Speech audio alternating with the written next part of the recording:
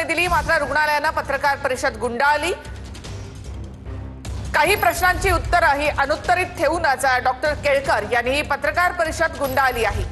दीनानाथ मंगेशकर रुग्णालयाकडनं पहिल्यांदाच ही पत्रकार परिषद घेण्यात डिपॉझिटच्या मुद्द्यावर त्यांनी या ठिकाणी भाष्य केलं, मात्र केळकर यांचं उत्तर अत्यंत अजब असं होतं। यामध्ये रुग्णाच्या नातेवाईकांना मी 2 ते 2.5 लाख रुपये भरा असं सांगितलं होतं, असं केळकर यांनी म्हटलेलं आहे। मात्र डॉक्टरांनी डिपॉझिट मागण्याची पद्धत आमच्याकडे नाही, डॉक्टरांच्या डोक्यात काय आलं आणि त्यांनी 10 लाखांचं डिपॉझिट त्यावर नमूद केलं, असं उत्तर डॉक्टर केळकर यांनी दिलेलं आहे। रुग्णालयानं पत्रकार परिषद अक्षरशः गुंडाळली आहे।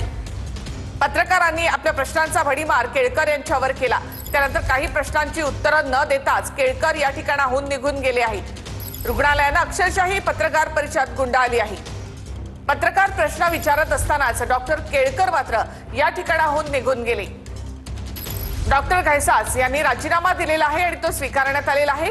गुरुवारपर्यंत ते त्यांचे ऑपरेशन्स कंप्लीट करून त्यानंतर हॉस्पिटल सोडतील असं डॉक्टर केळकर यांनी सांगितलेलं आहे।